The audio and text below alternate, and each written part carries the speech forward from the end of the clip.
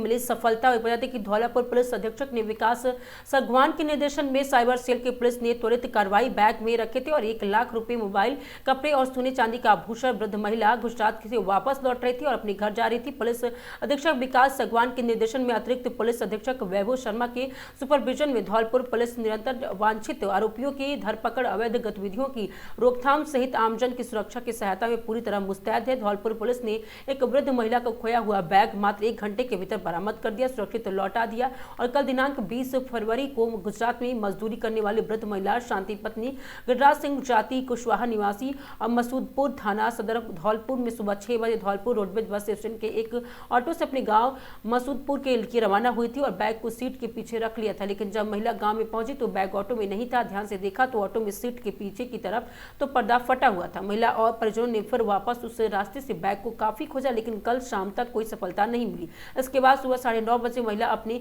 परिजनों के साथ पुलिस अधीक्षक कार्यालय धौलपुर पहुंची और पुलिस अधीक्षक विकास सागवान के निर्देशन में साइबर सेल प्रभारी नरेंद्र कुमार हैंड कानी नेतृत्व में कानी हरिवेंद्र सिंह तत्परता से तकनीकी संसाधनों के उपयोग में बैग की तलाश में रवाना हुए और सपोर रोड पर एक नाले में बैग मिला, जिसकी पुलिस टीम द्वारा महिला और परिजनों को चेक किया तो उसमें पूरे 1 लाख रुपए, सोने की बरी और चांदी के बिछिया, पायल एवं मोबाइल सुरक्षित मिले, जिससे महिला को महज 1 घंटे में सकुशल सुपुर्द किया गया। पुलिस ने इस तत्परता और मानवीय पहल से क्षेत्र में आमजन का पुलिस पर भरोसा और मजबूत हुआ। साइबर सेल टीम की कार्रवाई को आपको बता दें कि हरविंदर सिंह का विशेष भूमिका रही।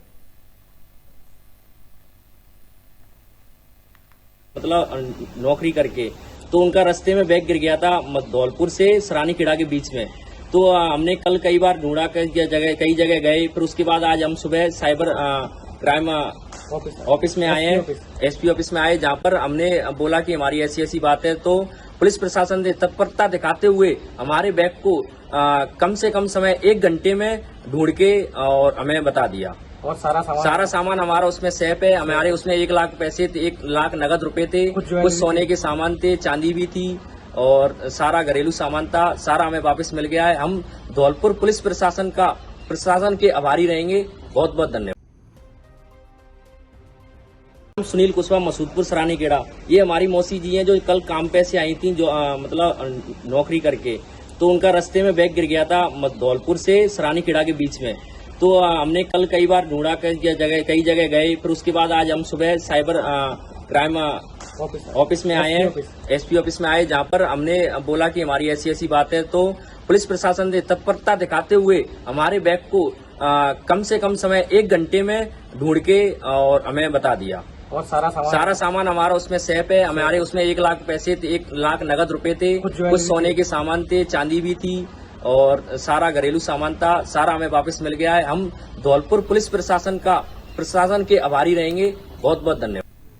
खबर राजस्थान कोटा से, जहां पे यूजीसी के एसएससी और एसटी एक्ट 2019 के विरोध में समता आंदोलन समिति के प्रदेश कार्यकारी बैठक कोटा में आयोजित किया गया और आज समता आंदोलन समिति के प्रदेश कार्यकारी की महत्वपूर्ण बैठक में आयोजित हुई। बैठक में यूजीसी से जुड़े प्रावधान और SC/ST एक्ट 2019 को लेकर चर्चा भी की गई। बैठक की अध्यक्षता प्रदेश अध्यक्षा पराशर नारायण शर्मा ने की और इस दौरान प्रदेश की कार्यकारिणी में जिला कार्यकारी के पदाधिकारी बड़ी संख्या में उपस्थित थे। बैठक में पदाधिकारियों ने अपने विचार व्यक्त करते हुए उक्त कानूनों के प्रति असहमति जताई और कहा कि इन प्रावधानों के माध्यम से सामान्य वर्ग को प्रभावित किया जा रहा है। सर्वसम्मति से इन कानूनों के विरोध में आंदोलन को मजबूती करने के व्यापक स्तर और विरोध दर्ज कराने का निर्णय लिया गया। बैठक में पश्चात पदाधिकारियों और कार्यकर्ताओं की महावीर नगर क्षेत्र आक्रोश रैली निकाली गई। रैली के माध्यम से यूजीसी सहित अन्य कानूनों के खिलाफ जनगणना के प्रयास किया गया। समिति पदाधिकारियों ने कहा कि आगे भी चरणबद्ध तरीके से आंदोलन चलाया जाएगा। समाज के विभिन्न वर्गों को जोड़कर अपनी बात रखकर सरकार तक पहुंचाई जाएगी।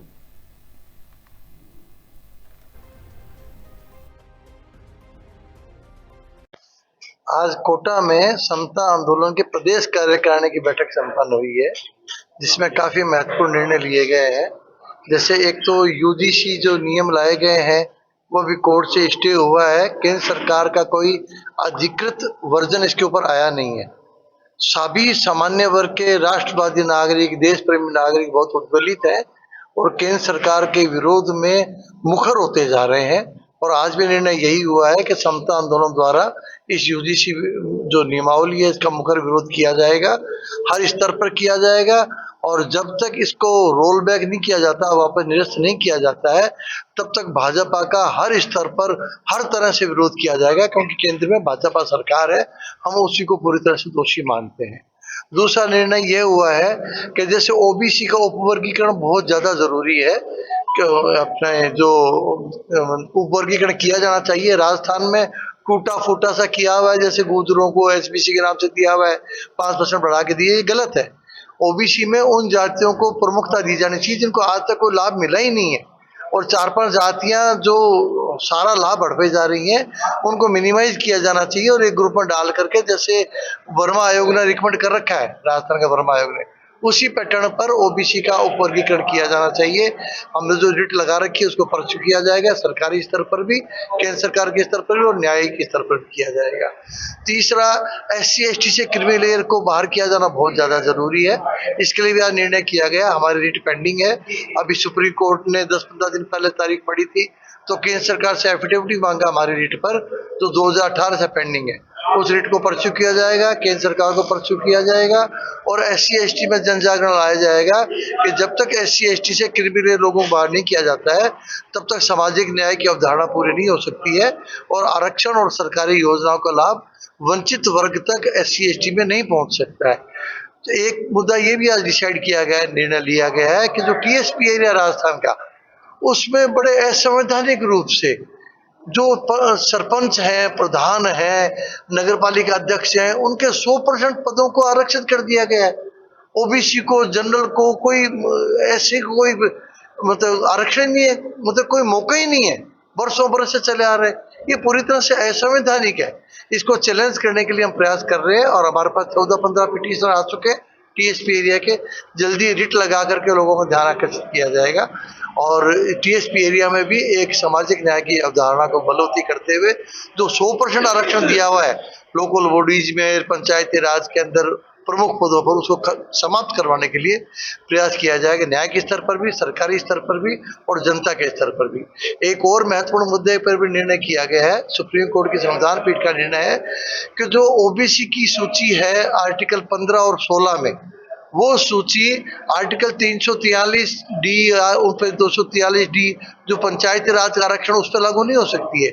उसमें सरकार को आंकड़े इकट्ठे करने पड़ेंगे कि किस जाति वर्ग को पंचायती राज में या नगर पालिकाओं में उचित प्रतिनिधित्व नहीं मिल रहा है।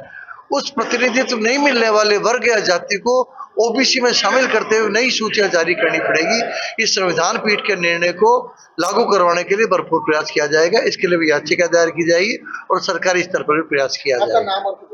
मेरा नाम पाराशर नारायण शर्मा है, अध्यक्ष समता आंदोलन।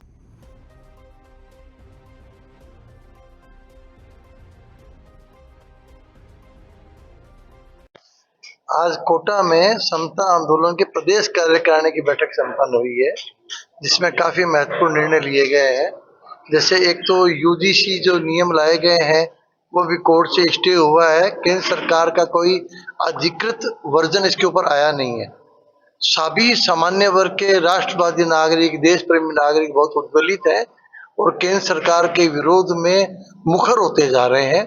और आज भी निर्णय यही हुआ है कि समता आंदोलन द्वारा इस यूजीसी जो नियमावली है इसका मुखर विरोध किया जाएगा, हर स्तर पर किया जाएगा, और जब तक इसको रोल बैक नहीं किया जाता, वापस निरस्त नहीं किया जाता है, तब तक भाजपा का हर स्तर पर हर तरह से विरोध किया जाएगा, क्योंकि केंद्र में भाजपा सरकार है, हम उसी को पूरी तरह से दोषी मानते हैं।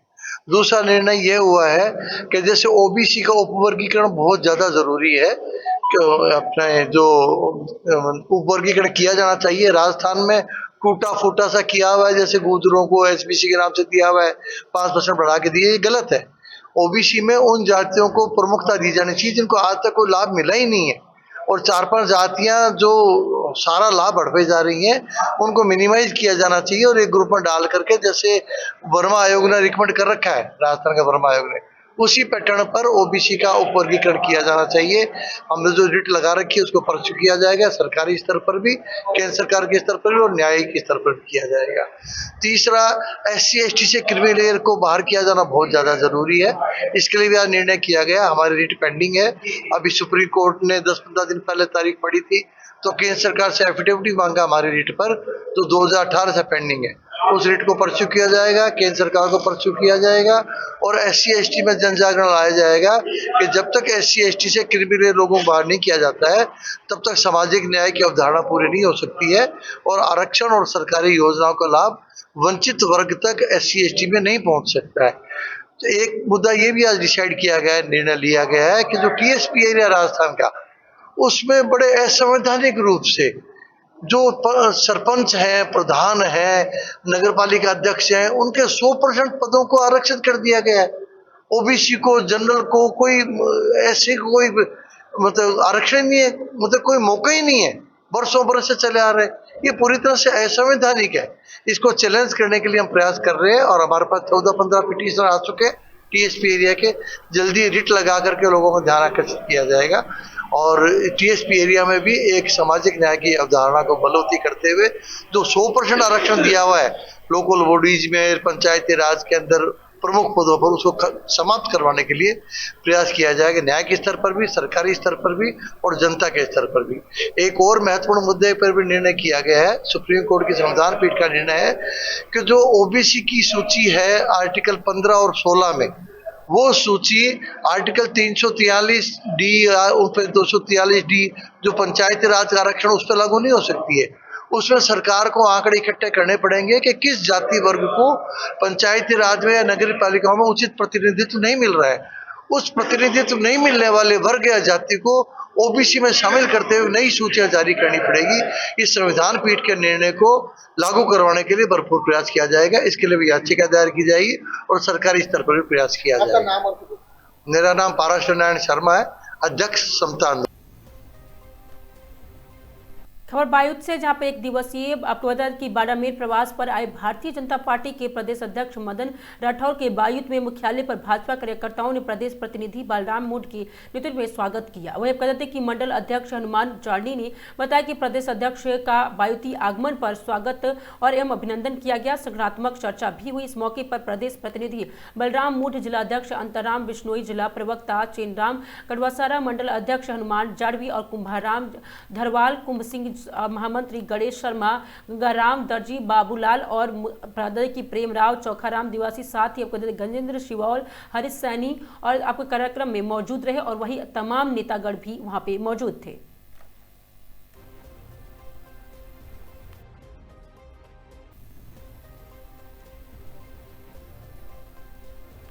खबर कानपुर से, जहां पे जिलाधिकारी जितेंद्र प्रताप सिंह ने आज तहसील कार्यालय में नरवल का निरीक्षण किया। निरीक्षण के दौरान उन्होंने विभिन्न कक्षों का अवलोकन किया और VRC कक्ष में तैनात कर्मियों के पास परिचय पत्र उपलब्ध नहीं थे तथा कक्ष के बाहर नाम और मोबाइल नंबर अंकित भी पाए गए। जिलाधिकारी ने व्यवस्था तत्काल दुरुस्त करने निर्देश दिए। उन्होंने प्राप्त फॉर्म में 6 के संबंध में भी जानकारी ली। प्रकरण के समयबद्ध निस्तार पर भी बल दिया। जिलाधिकारी ने अभिलेखागार का निरीक्षण करते हुए आपको बता दें कि सेमरझाल गांव से संबंधित अभिलेखों का प्रशिक्षण किया। तहसीलदार सत्यपाल प्रजापति को निर्देशित किया गया और संबंधित गांव के अभिलेख विस्तृत रिपोर्ट तैयार कर प्रस्तुति की जाए। अभिलेखों के रखरखाव में किसी प्रकार की लापरवाही न बरतने के निर्देश दिए गए। संग्रह कार्यालय में निरीक्षण के संग्रहण पंजिका में अंतिम आर्षिकी दिनांक 25 नवंबर 2025 को जारी पाई गई। विधिवत विभाग से संबंधित 1.17 लाख रुपए की आरसी वसूली के संबंध में जिलाधिकारी अमीन अनिल से दूरभाष पर वार्ता कर प्रगति की जानकारी दी। वसूली न होने पर नाराजगी व्यक्त करते हुए संबंधित अमीन के विरुद्ध कार्रवाई के निर्देश दिए गए, जो बिना पूर्व सूचना अनुपस्थित पाए गए। जिलाधिकारी ने अभिलेख कार्यालय के तथा खाद्य और आपूर्ति कार्यालय को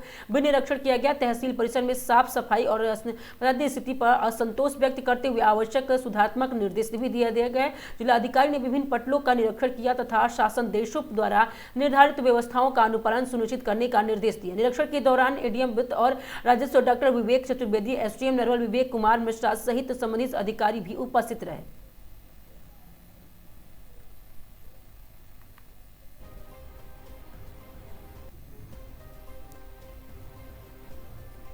खबर राजस्थान से, जहां पे बूंदी में भीषण सड़क हादसा। पूर्व सरपंच मोहन सिंह मीणा की मौके पर ही मौत। मुआवजे की मांग को लेकर 1.5 घंटे जाम। बूंदी जिले के बासनी उमरगांव निवासी पूर्व सरपंच मोहन सिंह मीणा के गुरुवार को दोपहर 12 बजे लगभग एक दर्दनाक सड़क हादसे में मौत हो गई।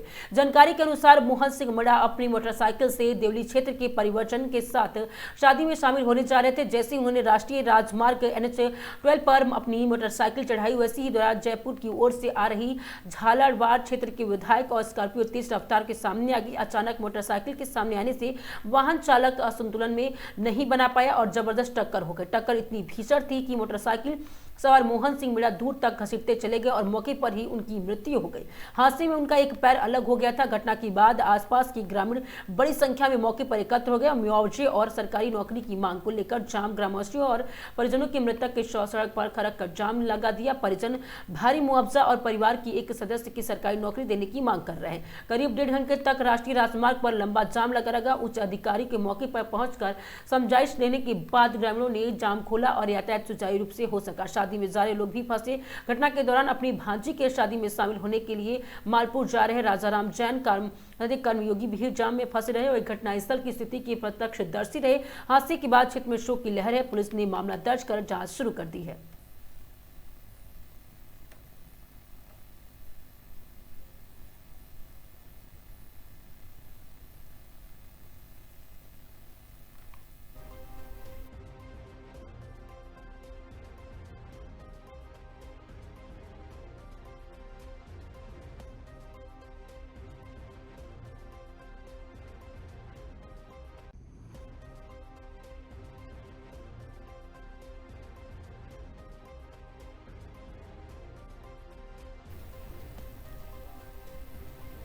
खबर कोटा से, जहां पे अब गदर की 12 में कोटा रोड पर शुक्रवार रात एक भीषण सड़क हादसा हो गया। हादसे में बाइक सवार एक युवक की मौके पर ही मौत हो गई, जबकि 2 अन्य युवक गंभीर रूप से घायल हो गए। जानकारी के अनुसार 18 वर्षीय भूपेंद्र सुमन की हादसे में मौत हो गई। प्रत्यक्षदर्शियों के मुताबिक तीनों युवक बाइक से जा रहे थे और तभी आगे चल रही एक कार ने उनकी टक्कर हो गई और टक्कर के बाद तीनों युवक सड़क पर गिर पड़े। इसी दौरान पीछे से आ रहे एक भारी वाहन ने भूपेंद्र को कुचल दिया, जिससे उसकी मौके पर ही मौत हो गई। हादसे में देवकिशन और बंटी घायल हो गए और वहीं तुरंत अस्पताल पहुंचाया गया, जहां दोनों का उपचार जारी है। यह हादसा गजनपुरा गांव स्थित पेट्रोल पंप के पास हुआ है। सूचना मिलते ही सदर थाना पुलिस मौके पहुंची और घटना स्थल का जायजा लेकर मामले की जांच शुरू कर दी। स्थानीय लोगों का आरोप है कि कोटा रोड पर संचालित कुछ मैरिज गार्डन और रिजॉर्ट बिना पर्याप्त पार्किंग और ट्रैफिक व्यवस्था के चल रहे हैं, जिससे सड़क पर अव्यवस्था की स्थिति बनी रहती है। लोगों का कहना है कि नियमों के अनदेखी के कारण आए दिन दुर्घटनाएं हो रही है और प्रशासन को इस ओर सख्त कार्रवाई करनी चाहिए। फिलहाल पुलिस मामले की जांच में जुटी हुई, ट्रक चालक की तलाश की जा रही है।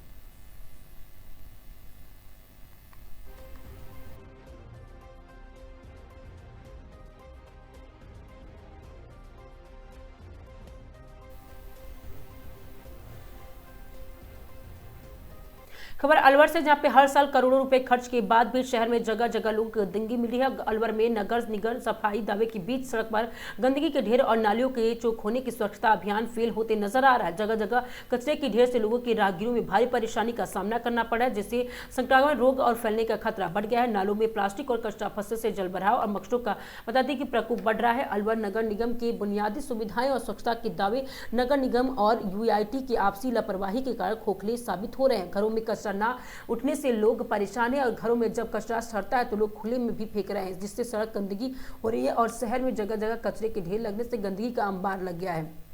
नालों में प्लास्टिक कचरा भरा होने और सफाई कर्मियों की अनदेखी से शहर बदहाली दिन प्रतिदिन बढ़ रही है। शहर में पर्यटन स्थलों के आने वाले सैलानियों गंदगी देखकर विचलित हो जाते हैं। इससे अलवर की छवि खराब हो रही है। सफाई कर्मी और इन जगहों पर सफाई नहीं करते। स्थानीय निवासियों का कहना है कि इतना होने के बावजूद न सरकार के नुमाइंदों पर कोई असर हो रहा है और न ही अफसर नींद से जाग रहे हैं।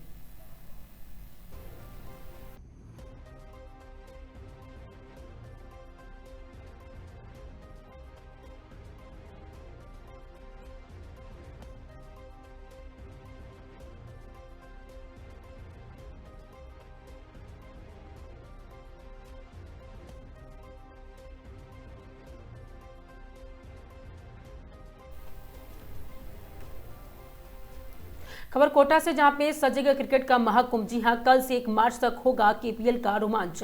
कोटा में कल से क्रिकेट का महाकुंभ सजने जा रहा है। कोटा प्रीमियर लीग का शुभारंभ जेके पवेलियन अंतरराष्ट्रीय क्रिकेट स्टेडियम में होने जा रहा है। आयोजन के लेकर शहर में जबरदस्त उत्साह देखा गया। कोटा जिला क्रिकेट संघ द्वारा आयोजित इस भव्य टूर्नामेंट का उद्घाटन ऊर्जा मंत्री हीरालाल नागर और राजस्थान कुश्ती संघ के प्रदेश अध्यक्ष राजीव दत्ता करेंगे। आयोजन के पोस्टर का विमोचन आज किया गया, जिसमें अध्यक्ष मनोज कुमार शर्मा, सचिव सत्यप्रकाश शर्मा सहित अन्य पदाधिकारी मौजूद रहे। अध्यक्ष अध्यक्ष मनोज शर्मा ने बताया कि प्रतियोगिता में दिलीप नोएडा, नागपुर, जयपुर, अजमेर, जबलपुर, कोटा, राजस्थान यूनाइटेड के कुल 8 टीमें खिताब के लिए एक मुकाबला करेगी। मैदान पर आईपीएल और राष्ट्रीय स्तर के खिलाड़ी चौके छक्के लगाते हुए नजर आएंगे। साथ ही पूर्व अंतर्राष्ट्रीय क्रिकेट हरभजन सिंह और कई सेलिब्रिटी इन्फ्लुएंसर भी दर्शकों को उत्साह बढ़ाने कोटा पहुंचेंगे। विजेता टीम को 11 लाख रुपए और उपविजेता टीम को 5 लाख रुपए का नकद पुरस्कार दिया जाएगा।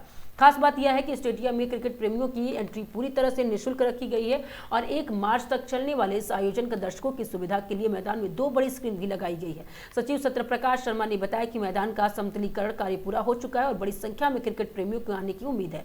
आने वाले समय में ग्रामीण खेल प्रतिभाओं के निखारने के लिए अब विशेष आयोजन भी किए जाएंगे।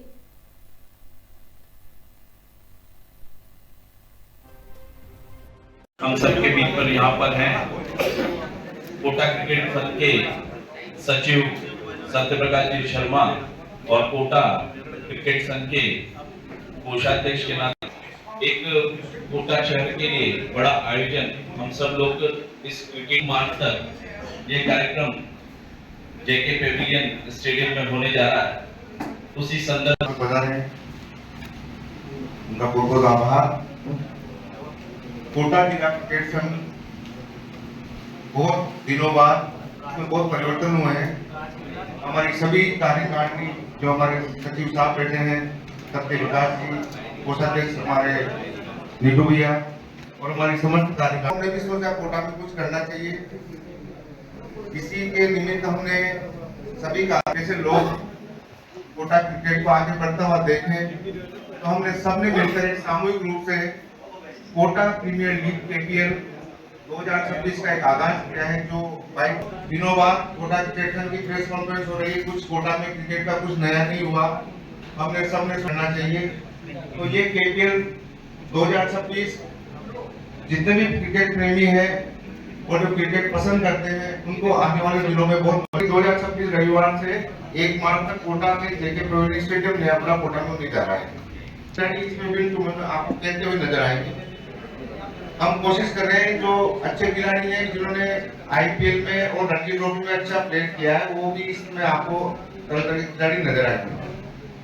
कल का उद्घाटन समारोह हमारा प्रातः 9 बजे है, जिसको हमारे माननीय ऊर्जा मंत्री श्री हिरालाल जी नागर और हमारे राजस्थान राज्य कुश्ती संघ के अध्यक्ष और वरिष्ठ के हमारे राजीव जी दत्ता साहब उसका उद्घाटन करेंगे। प्रथम पुरस्कार हमने रखा है 11 लाख रुपए जो विजेता टीम को दिया जाएगा। उसके अलावा 5 लाख रुपए का पुरस्कार हम उपविजेता को देंगे। मैन ऑफ द सीरीज के रूप में 51,000 रुपए देंगे। अध्यक्ष जी द्वारा इस कोटा प्रीमियर लीग के बारे में सारी जानकारी मुझे लगता है दे दी गई है। ये प्रीमियर लीग सबके सहयोग से हो रही है। कोटा में हमारे 3 मेन स्पॉन्सर हैं, जिसमें एक तिरुपति स्टोन क्रशर, एक शुभम बिल्डर और गुडविल एडवर्स। इसके अलावा कोटा क्रिकेट एसोसिएशन बाकी सहयोग कर रही है। तीसरी रात सभी पत्रकार बंधु और हमारी पदाधिकारी जिला क्रिकेट एसोसिएशन के सभी हैं। हमारे अध्यक्ष साहब के नेतृत्व में जो कोटा प्रीमियर लीग अध्यक्ष साहब ने मनोज जी भाई साहब ने बताया आपको विस्तार से, जो कल से होने जा रहा है, हमें चाहते हैं कि आपसे इसको हाइट मिले, हर अखबार में इसको प्रमुखता से दिखाएं ताकि कोटा में बहुत दिनों से एक बड़ा क्रिकेट का आयोजन नहीं हुआ था। हमारी पूरी कार्यकारिणी नहीं बनी थी और कोटा शहर में क्रिकेट के दीवाने बहुत हैं। तो हमने पूरी कार्यकारिणी ने मिलकर प्लान किया कि यहाँ एक ऐसा आयोजन हो, लोग उसका मजा लें, एंजॉय लें और कुछ सीखने को भी मिले। जो बाहर के खिलाड़ी आके यहाँ खेलेंगे तो जो यहाँ के जो लोकल खिलाड़ी उनको भी उनकी भावना बढ़ेगी क्रिकेट के प्रति। इसलिए हमने एक बड़ा आयोजन करने जा रहे हैं केपीएल 2026। कितनी टीमें भाग लेगी, क्या इसमें रहेगा? इसमें टोटल 8 टीमें भाग लेगी और ये 8 दिन चलेगा और टोटल इसमें 15 मैच होंगे। कुल 22 तारीख को इसका उद्घाटन होगा और 1 तारीख को समापन होगा। और इसमें 11 लाख रुपए का पुरस्कार रखा है हमने विजेता टीम के लिए। उपविजेता टीम के लिए 5 लाख रुपए का पुरस्कार रखा है। पुरस्कार के अलावा इसमें रणजी प्लेयर जो पूरे पूल में रणजी मैच खेल चुके हैं कुछ आईपीएल के खिलाड़ी भी आने वाले हैं। पूरे इंडिया से 8 टीमें इसमें आ रही है, तो अच्छे खिलाड़ी आएंगे तो अच्छे खिलाड़ी का खेल देखने का लोगों को मजा आएगा, उत्साह होगा और अच्छे का आयोजन होगा। कोच वगैरह और एम्पायर वगैरह, कोच और एम्पायर के लिए हमने आरसीए से निवेदन किया था, तो आरसीए की तरफ से हमारे वो कोच और एम्पायर का उन्होंने हमें प्रस्ताव भेजा और वहीं से आरसीए से हमारे कोच और एम्पायर आए। अतिथि कौन कौन? अतिथि में कल उद्घाटन के लिए तो हमारे माननीय ऊर्जा मंत्री राजस्थान सरकार लालजी नागर और हमारे राजीव दत्ता साहब जो हमारे अध्यक्ष है राजस्थान राज्य कुश्ती संघ के, वो उद्घाटन करेंगे और समापन में हमारे माननीय लोकसभा अध्यक्ष 1 मार्च को इसका समापन करेंगे। लाइव टेलीकास्ट ये यूट्यूब के माध्यम से लाइव टेलीकास्ट होगा और हमारा एक खुद का पेज भी है कोटा जिला फेडरेशन का, उसमें भी हम लाइव करेंगे। और एक तो हम हाड़ौती के जो पेज है, जो बड़े बड़े पेज चलते हैं, जैसे हाड़ौती का लाल है, इनसे भी हमने बात करी तो वो भी इसको लाइव टेलीकास्ट करेंगे। बड़े क्रिकेटर में हमारी महेंद्र सिंह धोनी और हरभजन सिंह से हमारी बात चल रही है, और जो भी महिला वर्ल्ड कप जो हुआ था उसमें जो विजेता थे उसके कप्तान से भी हमारी बात चल रही है। लगभग बात चल रही है, लेकिन फाइनल जरूर बुलाएंगे हम, किसी न किसी बड़े खिलाड़ी को, 2 खिलाड़ी को जरूर बुलाएंगे। इसके अलावा हम एक बड़े सिने स्टार की एक सिने संध्या भी कराएंगे रात को, जिससे लोगों में एक मनोरंजन का भी माहौल बने। ग्रामीण क्षेत्र में बढ़ावा देने के लिए हम अगले 3-4 महीने में हर ग्राम पंचायत स्तर पे एक क्लब का गठन करके और वहाँ पे क्रिकेट टीमें बनाने जा रहे हैं। और अगले 3-4 महीने बाद हर ग्राम पंचायत के पहले हम पंचायत समिति स्तर पे मैच कराएंगे, उसके बाद उनको जिला लेवल पे लाएंगे और जो भी अच्छे खिलाड़ी हुए उनको हम आगे राजस्थान में खेलने के लिए भेजेंगे। ये हमारा सबसे बड़ा लक्ष्य है, उनको हम क्रिकेट के संसाधन भी उपलब्ध कराएंगे। पिछली जो कार्यकारिणी थी, जिन लोगों के पास काम था, कई सारी कमियां मिली, घोटाले मिले, उसको लेके भी कोई नई कमेटी को एक्शन वगैरह या इसलिए कार्यकारिणी में जो कमियों को तो हम देखते नहीं, क्योंकि उनकी कमियां हम देखने लग जाएंगे तो हमारी खूबियां हमें पता नहीं लगेगी। तो हम तो पहला हमारा उद्देश्य है हमें क्या करना है, और उन्होंने जो गलत किया था उसके लिए हमने उनके खिलाफ कोर्ट में केस चल रहे हैं। अगर उसमें उनके खिलाफ पाई गई, उनके खिलाफ कार्रवाई होगी। स्टेडियम का विस्तार भी होना जाता है। स्टेडियम के लिए 100 करोड़ रुपए हमारे माननीय लोकसभा अध्यक्ष के प्रयासों से भी केडीए ने 100 करोड़ रुपए पास किए। उससे 15 से 20 हजार लोगों के बैठने की व्यवस्था रहेगी और पूरा जेके पवेलियन भव्य तरीके से पूरा डबल स्टोरी बनने जा रहा है। जब 15-20 हजार की कैपेसिटी हो जाएगी तो निश्चित रूप से एक अंतर्राष्ट्रीय मैच या फिर एक आईपीएल मैच का जरूर कोटा में सबसे बड़ा लक्ष्य होना चाहिए। ये हमारे लोकसभा अध्यक्ष का एक सपना है कि कोटा में एक बड़ा मैच होना चाहिए।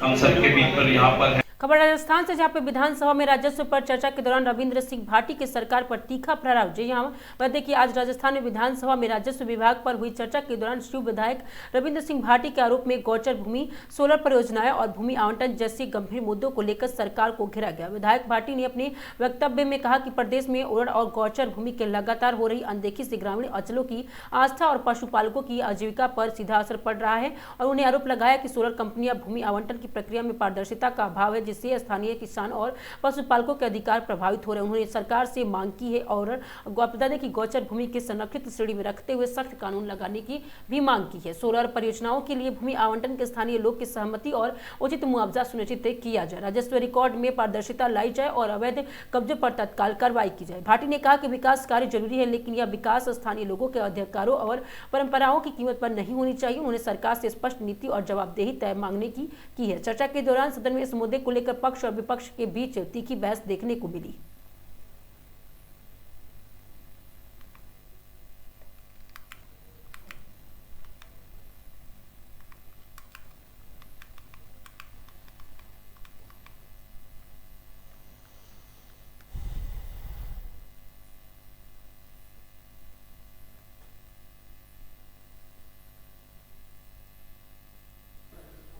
सबसे बड़ा अगर लैंड बैंक कहीं है तो वो बाड़मेर, जैसलमेर, बीकानेर और फलोदी में, और सबसे ज्यादा जो मजबूत लोग हैं वो भी उसी क्षेत्र के हैं, ये मैं दावे के साथ कह सकता हूं। क्योंकि उस अकाल के उस दौर में 65 और 71 के उस दौर में उस अंतर्राष्ट्रीय सीमा को अगर मजबूत करने का काम किया तो वहां के लोगों ने किया। अकाल में भी और तमाम प्राकृतिक जो समस्याएं रही, अवरुद्ध रहे, उसमें भी देश को मजबूत करने का काम वहां के लोगों ने किया। पर आज उन लोगों के क्या हाल है? पिछले 700-800 सालों से जो जमीनें जो पूर्वजों ने शीश कटा के बचाई थी, आज अपने ही देश में उन्हें बचाने के लिए, अपने ही प्रदेश में उन जमीनों को, उन ओरणों को बचाने के लिए हमें संघर्ष करना पड़ रहा है।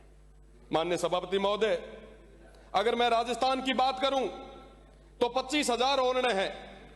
लगभग अगर भूभाग के हिसाब से देखें तो 6 लाख हेक्टर जमीनें जो है ओरणों के रूप में हमारे पूर्वजों ने संरक्षित करके रखी थी। अगर मैं मारवाड़ की बात करूं तो 9,053 गांवों में 3,017 ओरणे हैं, जिनमें से 100 प्रमुख ओरणे सिर्फ एक जैसलमेर में। गाय जिसकी बात हम करते हैं, सनातन में करते हैं, अगर ये ओरण गोचर खत्म हो गई तो हमारी वो गोवंश कहां जाएगी? हम जिस अहिंसा की बात करते हैं, सभापति महोदय, आपके पीछे हमारे महात्मा गांधी की फोटो है। आज उन्हीं के देश में जहां ओरणों को बचाने के लिए संघर्ष किया गया, उन्हीं के देश में आज के समय में ओरणों को पूरी तरीके से खत्म किया जा रहा है। हमारे वहां कहा जाता है साहब, घी डोलियो तो कहीं कोन पर पानी डोले तो जीव बढ़े। आज वो ओरण गोचर जिसके अंदर कई सारे हमारे तालाब है, आगोर हैं, आज उनको पूरी तरीके से खत्म किया जा रहा है। ये बहुत गंभीर विषय है और आज उनको लेके कोई बात करना नहीं चाह रहा। उन ओरण गोचर को लेके किसी तरीके की कोई पॉलिसी नहीं है। आप सीधा जमीनें अलॉट कर रहे हैं। जब एक्साइज की पॉलिसी है, हर एक डिपार्टमेंट की, दारू जैसे डिपार्टमेंट की आपने पॉलिसी बना रखी, तो लैंड अलॉटमेंट की आप कोई पॉलिसी क्यों नहीं बना रहे? आपके हर कैबिनेट मीटिंग में आपने लैंड अलॉट की है। ये जमीनें किसकी है साहब? ये कौन लोग हैं?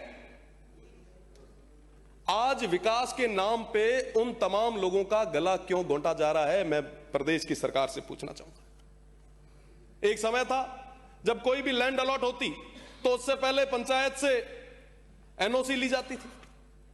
धीरे धीरे खेल बड़ा होता गया, एनओसी एसडीएम के पास से ली जाने लगी। फिर पता चला कलेक्टर्स को, साहब ये तो बड़ा मामला है, कलेक्टर एनओसी देने लगे। अब जब पता चला कि साहब ये तो बहुत बड़ा मामला है, तो अब एनओसी जयपुर से आने लगी। क्यों साहब? उन लोगों के साथ इस तरीके का कुठाराघात क्यों? बिना भौतिक सत्यापन किए आप जमीनें दे रहे हैं। मैं रामगढ़ की बात करूंगा।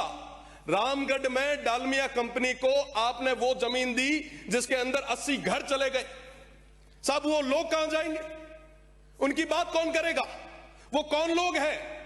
वो लोग हैं जिन्होंने इस भारत माता के लिए, उस बॉर्डर को मजबूत करने के लिए अपने शीश दिए, पर उनकी बात कोई नहीं करेगा साहब, क्योंकि साहब उनकी किसको परवाह पड़ी है साहब? ठीक है, कुछ लोग चिल्लाएंगे, धरने देंगे।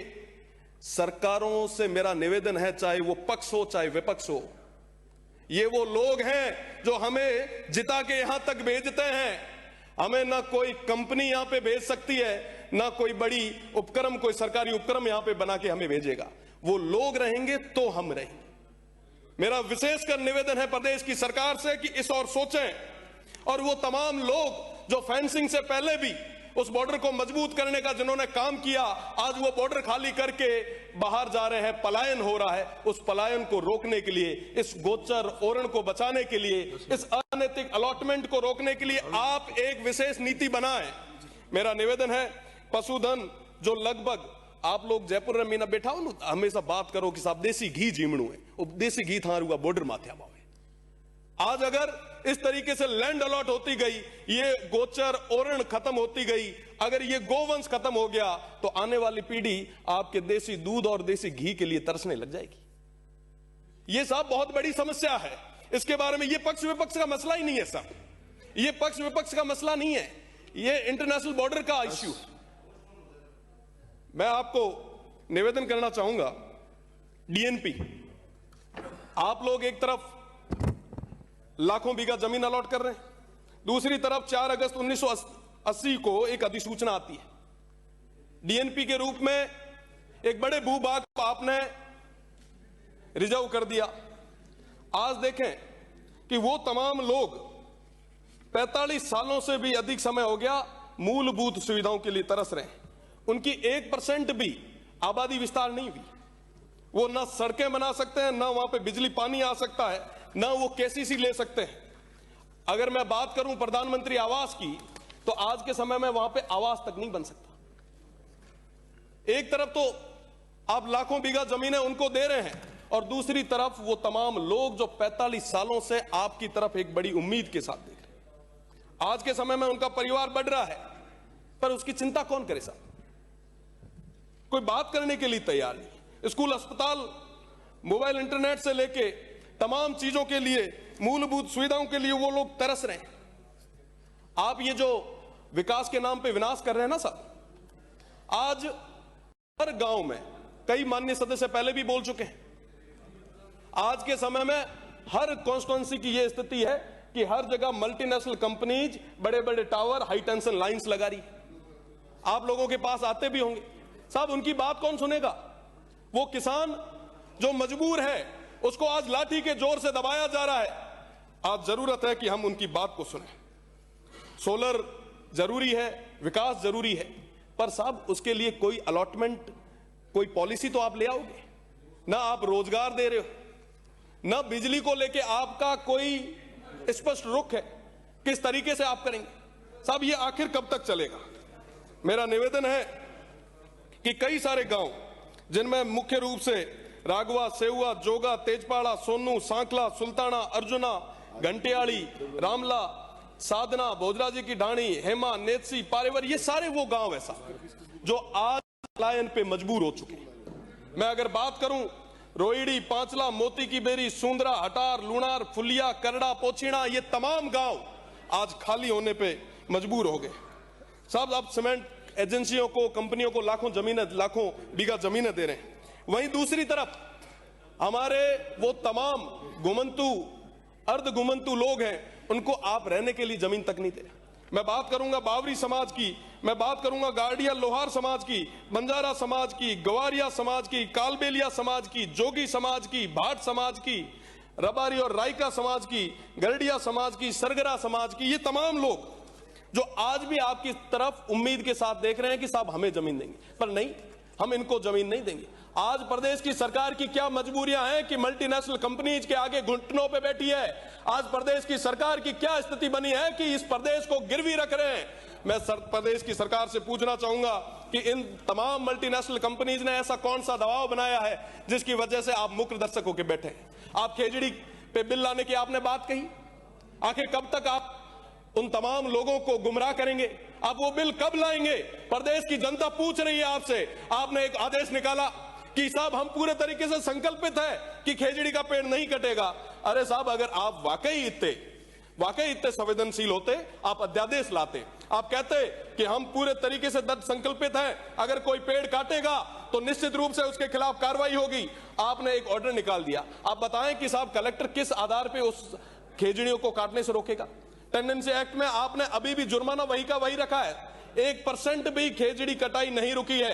प्रदेश की सरकार और माननीय मंत्री जी, जब भी आप बोलें, मेरा निवेदन है कि आप स्पष्ट भी करें कि प्रदेश की सरकार वो बिल कब लाने वाली है। साथ ही साथ पारेवर गांव और तमाम इन गांवों में जो समस्या हो रही है, इसकी और निश्चित रूप से कड़ा कदम उठाने की जरूरत है। ये अनैतिक तरीके से जो अलॉटमेंट कर रही है प्रदेश की सरकार, मैं निवेदन करना चाहूंगा कि आप समय रहते इन तमाम चीजों को गंभीरता से लें, वरना बाड़मेर, जैसलमेर, बीकानेर और इंटरनेशनल बॉर्डर से तमाम वो लोग अगर आगे आ गए तो जयपुर की ये सड़कें जाम हो जाएगी, तमाम लोगों को निकलने के लिए जगह नहीं रहेगी। मेरा निवेदन है कि प्रदेश की सरकार स्पष्ट रुख ले और कहे कि हम बॉर्डर को मजबूत करने के लिए दृढ़ संकल्पित है। मेरा निवेदन कि इन तमाम विषयों पे बात करने की जरूरत। धन्यवाद अध्यक्ष महोदय, आपने मुझे राजस्व की मांग पे बात रखने का मौका दिया। पूरे राजस्थान में सबसे बड़ा अगर लैंड बैंक कहीं है तो वो बाड़मेर, जैसलमेर, बीकानेर और फलोदी में, और सबसे ज्यादा जो मजबूत लोग हैं वो भी उसी क्षेत्र के हैं, ये मैं दावे के साथ कह सकता हूं। क्योंकि उस अकाल के उस दौर में 65 और 71 के उस दौर में उस अंतर्राष्ट्रीय सीमा को अगर मजबूत करने का काम किया तो वहां के लोगों ने किया। अकाल में भी और तमाम पूरे राजस्थान में सबसे बड़ा अगर लैंड बैंक कहीं है तो वो बाड़मेर, जैसलमेर, बीकानेर और फलोदी में। और सबसे ज्यादा जो मजबूत लोग हैं खबर बाड़मेर बायोती से, जहां पे किसान की 15वें दिन भर भी धरना जारी, प्रशासन को दी आंदोलन तेज करने की चेतावनी। बायोत किसानों के खेतों पर गुजर रही कंपनी के खतरनाक हाईटेंशन विद्युत लाइन टावर की उचित मुआवजे सहित विभिन्न मांगों को लेकर अपकोती भोजसर ग्राम मुख्यालय पर अनिश्चितकालीन धरना शुक्रवार को 15वें दिन भी जारी रहा। आंदोलन लगातार तेज होता रहा और किसान आक्रोश बढ़ता रहा। आपको बता दें कि शुक्रवार को बड़ी संख्या में महिला, किसान और ग्रामीण ने जिला कलेक्टर के नाम पर ज्ञापन सौंपा। ज्ञापन बायोत उपखंड अधिकारी के कलेक्टर शिवरान में सौंपा गया। किसानों ने प्रशासन को चेतावनी देते हुए कहा कि सरकार उनकी धैर्य की परीक्षा न ले और शीघ्र उनकी जायजा अवगत दे कि जायज मांगों पर सहमति प्रदर्शन करे। किसानों का कहना है कि यदि आगामी 2-4 दिनों में सकारात्मक निर्णय न लिया गया तो तहसील बायोत में आपको सहित आसपास के गांव में हाईटेंशन लाइन के प्रभावित किसान हजारों ट्रैक्टरों के साथ विशाल रैली के निकालकर बाड़मेर कलेक्टर के जोधपुर संभागीय आयुक्त कार्यालय का घेराव करेंगे। धरना स्थल पर बड़ी संख्या में महिलाएं, किसान एवं ग्रामीण मौजूद रहेंगे और एकजुटता के साथ अपनी मांगों को दोहराएंगे। किसान ने आरोप लगाया कि 15 दिन के बीत जाने के बावजूद कंपनी के अधिकारी और प्रशासनिक प्रतिनिधि धरना स्थल पर नहीं पहुंचे हैं, जिससे आंदोलन और उग्र होने की संभावना है। गरीब, पीड़ित, दलित, शोषित जो अंतिम व्यक्ति बैठे हुआ व्यक्ति है, उस व्यक्ति की सेवा के लिए आपको यहाँ पर लगाया है। आपको यहाँ पर क्वार्टर में सोने के लिए नहीं लगाया है। अगर आपको सरकार तनख्वाह देती है, वो इस बात की तनख्वाह देती है कि यहाँ का जो किसान, यहाँ का जो मजदूर वर्ग, यहाँ का जो प्रशासन है, वो आपको संभालना है। लेकिन आप आराम से पिछले 3 दिनों से किसानों से दूर भाग रहे हैं। जब फर्स्ट टाइम आपसे बात हुई तब भी आप छुट्टी लेकर भाग गए, लेकिन ये कितने दिन भागोगे? ये बायतू का किसान इसी जमीन पर रहना है, इसी जगह पर रहना है। ये कान खोलकर सुन ले प्रशासन के लोग। ट्रांसफर हो सके खबर राजस्थान से, जहां पर शमशान घाट के रास्ते पर अतिक्रमण से भड़का गुस्सा, ग्रामीणों ने शव रखकर किया प्रदर्शन। अलवर के राजगढ़ उपखंड क्षेत्र में नया गांव प्रतापपुरा में शमशान घाट के रास्ते पर अतिक्रमण को लेकर शनिवार को ग्रामीणों ने कड़ा विरोध प्रदर्शन किया। रास्ते अवरुद्ध होने के कारण ग्रामीणों ने शव यात्रा के बीच रास्ते में ही रोक दिया और मृतक का शव भी वही रखकर धरने पर बैठ गए। इससे पूरे क्षेत्र में तनावपूर्ण स्थिति बन गई। ग्रामीणों ने अनुसार नया गाँव प्रतापपुरा निवासी सीताराम का शुक्रवार शाम को निधन हो गया था। शनिवार को जब परिजन और ग्रामीण शव यात्रा लेकर शमशान घाट की ओर जा रहे थे, तब रास्ते में अतिक्रमण के कारण मार्ग बंद मिला। इससे आक्रोशित ग्रामीणों के प्रशासन के खिलाफ नारेबाजी शुरू कर दी और शमशान घाट का रास्ता तत्काल अतिक्रमण मुक्त कराने की मांग पर अड़ गए। इस समय समस्या को लेकर पूर्व में प्रशासन को अवगत कराया जा चुका है, लेकिन अब तक कोई ठोस कार्रवाई नहीं हुई है। उनका आरोप है कि गांव में कुछ लोगों ने रास्ते पर कब्जा कर रखा है। ग्रामीण शव को रास्ते में रखकर प्रशासनिक कार्रवाई का इंतजार कर रहे हैं।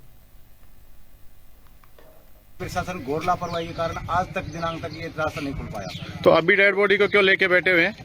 ये क्या है कि कुछ लोगों के द्वारा ये रास्ता अवरुद्ध करा दिए गए हैं और डेड बॉडी को रोकवा दी गई है। उत्तर प्रदेश उत्तराखंड की खबरों में आज के लिए सिर्फ इतना ही। देखते रहिए आगाज टाइम।